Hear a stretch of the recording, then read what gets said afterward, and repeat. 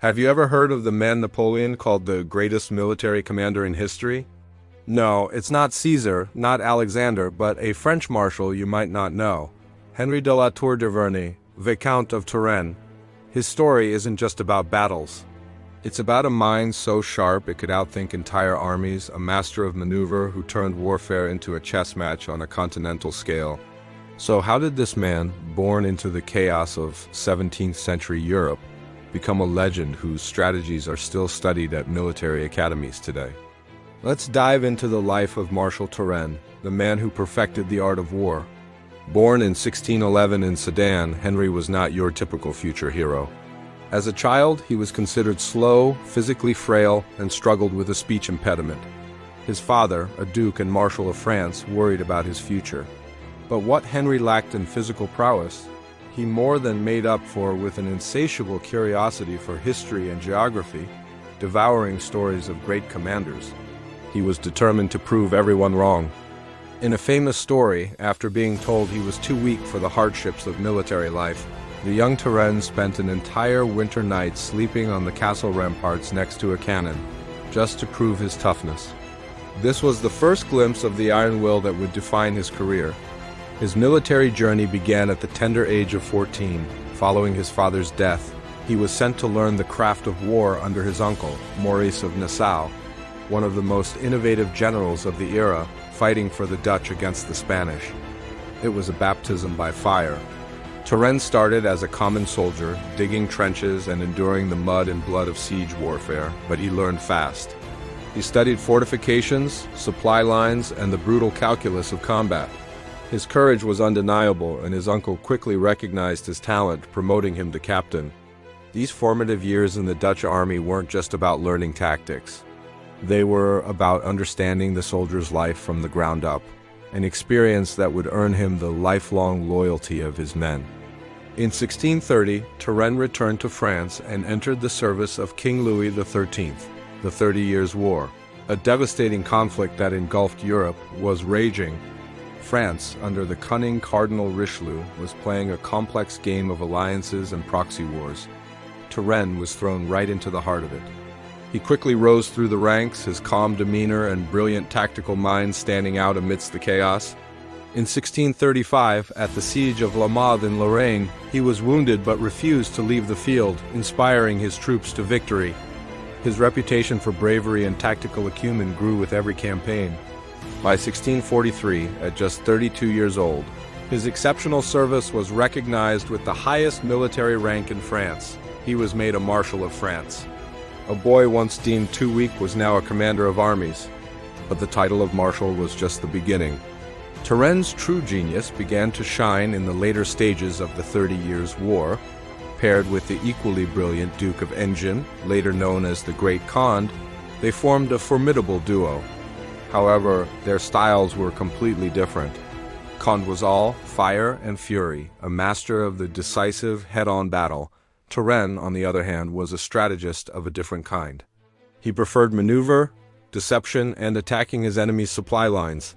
He understood that an army that can't eat can't fight. His 1645 campaign in Germany is a masterclass. After suffering a defeat at the Battle of Mergentheim, Turenne didn't panic. He rebuilt his army and then, with incredible speed and secrecy, marched them through the rugged Black Forest. The enemy, believing him to be beaten and far away, was caught completely by surprise. He joined forces with Conde, and together they won the decisive Battle of Nördlingen.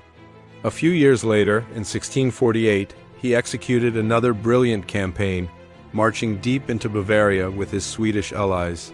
He outmaneuvered the imperial armies, devastating their heartland and forcing the Elector of Bavaria to sue for peace. Turenne's campaigns were instrumental in bringing the brutal 30 Years' War to an end with the Peace of Westphalia. He had proven that wars could be won not just by bloody battles, but by superior strategy and relentless movement. Just as peace seemed to settle over Europe, France plunged into its own internal conflict, the Fronde, a series of civil wars against the monarchy. This was the darkest and most complex period of Turenne's life. Initially, influenced by his brother and a powerful nobleman, Turenne sided with the rebels against the crown. It was a huge mistake. He was defeated and forced into exile. It seemed his glorious career was over. However, Turenne was a man of deep loyalty to the idea of a stable France. He soon realized his error, reconciled with the young King Louis XIV, and was given command of the royal armies. Now he faced his greatest challenge. His former comrade, the Great Khan, was leading the rebel forces backed by Spain. The two greatest generals of the age were pitted against each other. The ensuing campaigns were a strategic chess match. Turenne, often outnumbered, used his mastery of maneuver to counter Khan's aggressive tactics. The climax came at the Battle of the Dunes in 1658. Turenne, leading a combined French and English force, cornered Khan's Spanish-backed army against the coast near Dunkirk.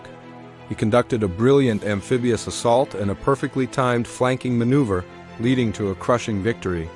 This battle effectively ended the Fronde and the war with Spain, securing the throne for Louis XIV and establishing France as the dominant power in Europe. Turenne had saved the crown. Under the reign of the Sun King, Louis XIV, Turenne reached the pinnacle of his power and prestige. In 1660, he was named Marshal General of France, a title held by only a few in the nation's history, giving him command over all French armies. He was the king's most trusted military advisor. During this golden age, Turenne wasn't just a warrior, he was a reformer. He modernized the French army, creating professional supply depots, establishing standardized training, and promoting officers based on merit, not just noble birth. He was creating the military machine that would allow Louis XIV to dominate Europe for decades. His final campaigns during the Franco-Dutch War were perhaps his most brilliant. In the winter of 1674, with his army deep in Alsace, he was facing a much larger imperial force. His officers advised retreat. Winter campaigns were almost unheard of, the weather was brutal, and supplying an army was a nightmare. But Turenne saw an opportunity. In a move of staggering genius, he feigned a retreat. Then he split his army into smaller columns and marched them on a long, secret, and brutal journey through the snow-covered Vosges Mountains. The enemy, thinking the campaign season was over, had settled into their winter quarters, scattered across the region. In late December, Turenne's army emerged from the mountains like ghosts, falling upon the shocked and disorganized imperial forces.